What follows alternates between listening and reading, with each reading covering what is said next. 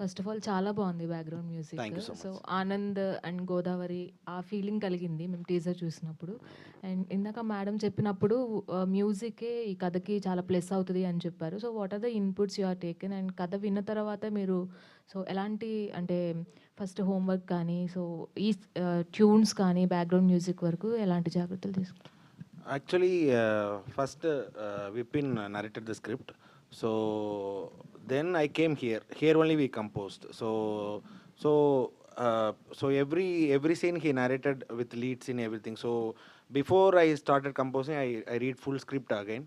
So and so if I compose something, I'll send it to him or he'll come and hear.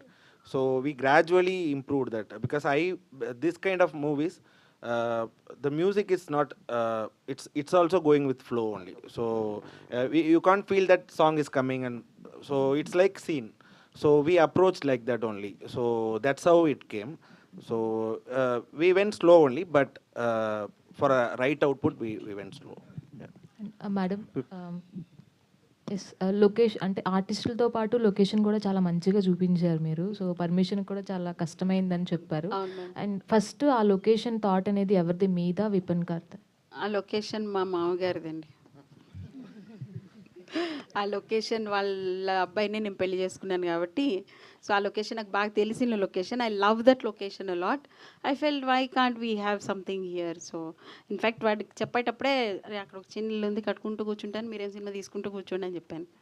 So that's how it is, otherwise nothing. All the very best. Vipin గారు sir ఇక్కడ sir చెప్పండి. యాక్చువల్గా madam మిమ్మల్ని consult అంటే మీరు కథ చెప్తానన్నప్పుడు blood ఉండొద్దు, negative dialogues ఉండొద్దు, ఇలాంటివన్నీ చెప్పారన్న. సో మీరు మామూలుగా ముందే ఈ స్క్రిప్ట్ రెడీ చేసుకున్నారు లేదా అడిగిన తర్వాత ఈ స్క్రిప్ట్కి వెళ్ళారు? లేదండి, ఆవిడ అడిగిన రిక్వైర్మెంట్కి I took time, I worked it out and then I narrated the story. యాక్చువల్గా మీరు మామూలుగా వద్దాం అనుకున్న స్క్రిప్ట్ అంటే యాక్షన్తో వద్దాం అనుకున్నా లేదంటే అలా కూల్ బ్రీజీ ఫిలిం అనే థాట్ ఉంది? అలా ఏం లేదు సార్. అంటే I had multiple scripts. So ప్రొడ్యూసర్కి హీరో గారికి ఏం నచ్చుతుందో సో దాన్ని బట్టే కదండి. మన దగ్గర చాలా ఉంటాయి కానీ ఎవరికి ఏం వాళ్ళకి ఏం కావాలో వాళ్ళకి అది చెప్తే వర్క్ అవుతుంది కదా. Justin sir, sir you have work previously for Radhe Shyam and one more Telugu film of last long back. So you are taking gap for Telugu films. Is there any reason? Because Radheshyam is the biggest musical cinema film for you in your career in Telugu. Yeah. So after that also you took some gap and coming again with this film.